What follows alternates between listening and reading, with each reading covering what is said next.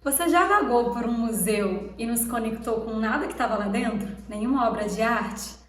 Ou foi na exposição daquele artista considerado um gênio, né? E viu aquelas obras de arte super famosas e não sentiu muita coisa.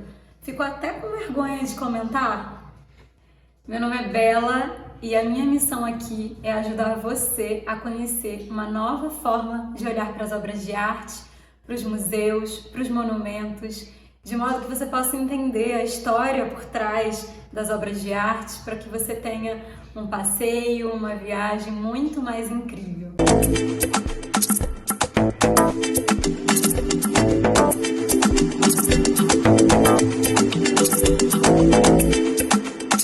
Sabe, eu sempre gostei de ir a museus, né, e frequentar exposições, mas tinham, assim, algumas exposições, muitas, em que eu entrava, olhava certas obras e eu não entendia muita coisa. Inclusive, assim, eu ficava pensando, eu ficava olhando as obras e pensando no café que eu queria tomar depois, numa conta que eu tinha que pagar. Mas assim, tava todo mundo dentro do museu, né, olhando para as obras de uma maneira, nossa, eu ficava, gente, eu tenho aqui pelo menos, né, sei lá, mostrar que eu tô aqui entendendo o que essa obra quer dizer, né.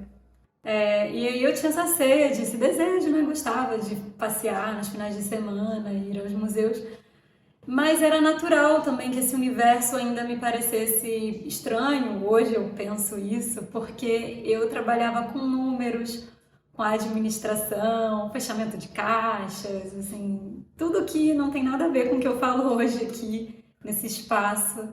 Era um universo completamente diferente, e distante dessas reflexões, né, que tá num museu pode te trazer. E eu fiz a transição de carreira, né? Fui estudar História da Arte.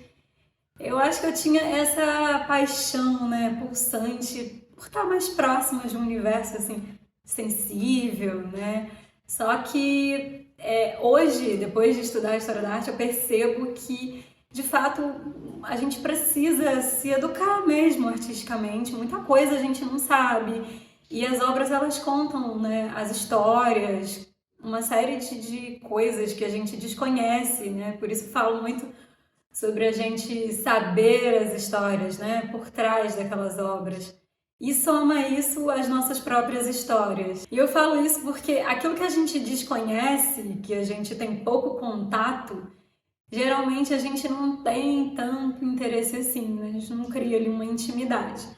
Esses dias eu estava assistindo uma live muito legal, era sobre lavar roupa. Olha só, né? Lavar roupa parece uma coisa assim tão básica que todo mundo sabe fazer.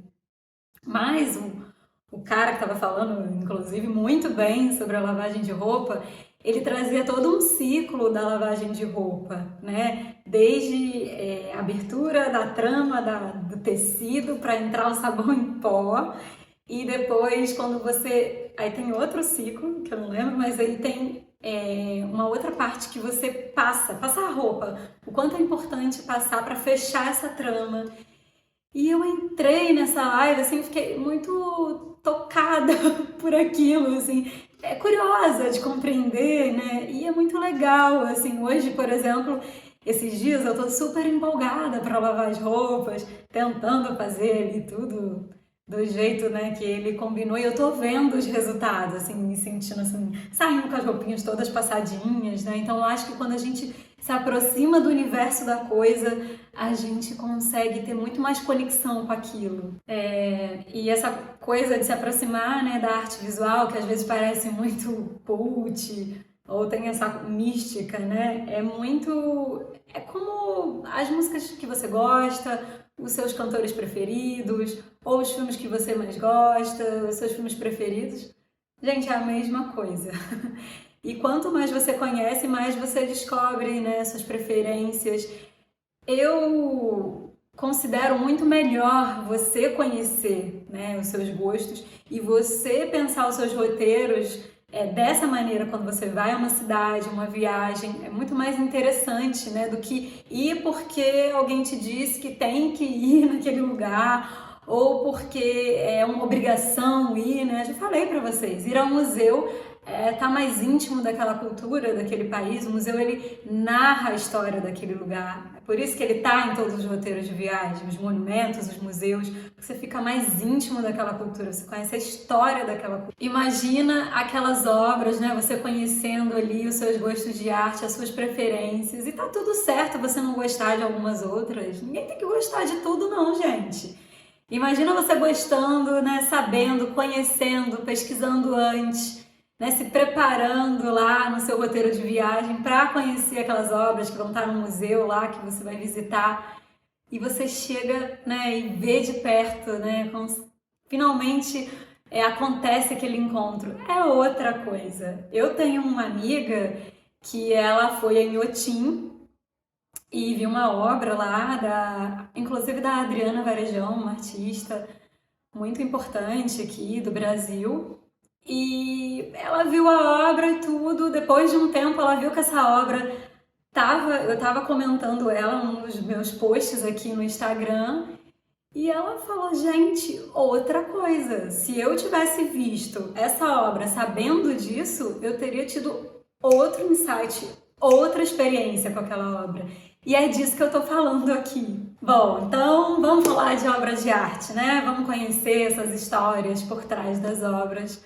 Vou falar de uma obra que eu adoro, Eros e Psique, ou Amor e Psique, ou também Psique reanimada pelo beijo de Eros. Essa obra tá no Museu do Louvre, é super indicada, né? Quando se fala ir ao Museu do Louvre, tem que ver o Amor e a Psique, é uma obra linda, gente.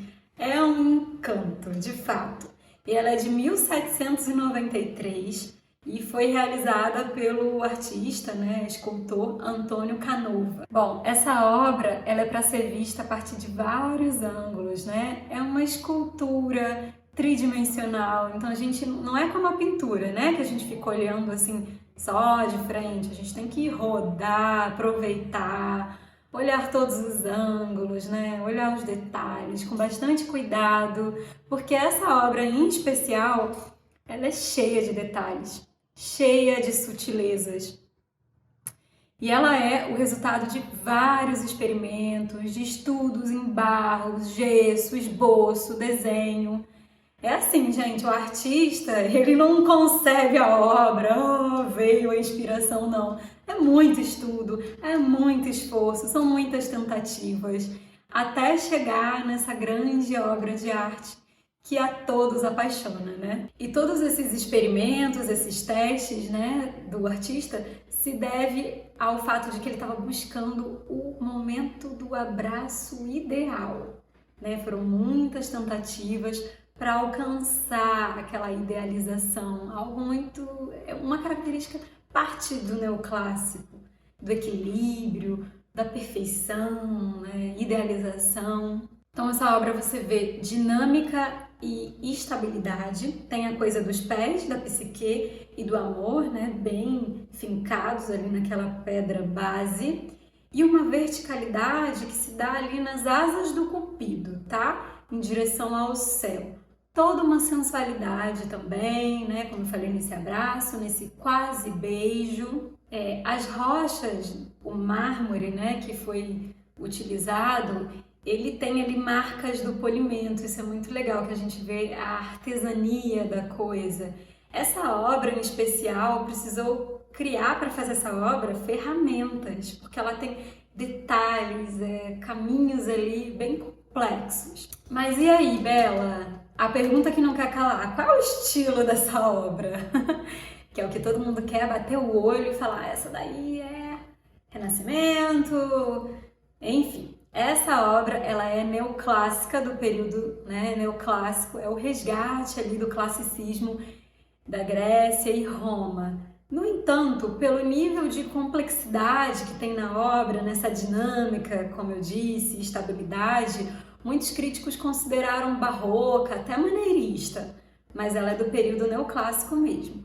Outro detalhe importante, né, os neoclássicos, eles trabalhavam o polimento, a brancura, né, imaculadamente do tal do mármore, Porque nessa época não se sabia que as esculturas gregas, né, originais, elas tinham cores vivas. Elas, como as cores já tinham se perdido as cores, acreditava-se que elas eram aquela brancura toda. E na verdade não era assim, né? Depois, com pesquisas e estudos, se descobriu isso. Que as obras, né, da antiguidade clássica grega e romana, as esculturas, elas tinham cores vivas e não eram brancas como se acreditava no período do Eros e da Psique, dessa obra. O Ero é o amor, Eros para os gregos e Cupido para os romanos. Essa história Psique e Eros, ela é um tema da mitologia grega muito famoso naquele momento do neoclássico, né? Eles estavam resgatando a coisa toda dos gregos e romanos, tanto na arte, mas também na literatura, e a arte se colocava a favor disso, para representar, através da escultura e das pinturas, os temas mitológicos gregos e romanos. Bom, então, agora, quando você for a sua tão sonhada viagem ao Louvre, você já sabe bem mais sobre o amor e a psique. Eu espero que você tenha gostado, salva esse vídeo com você, envia para os seus amigos e até a próxima!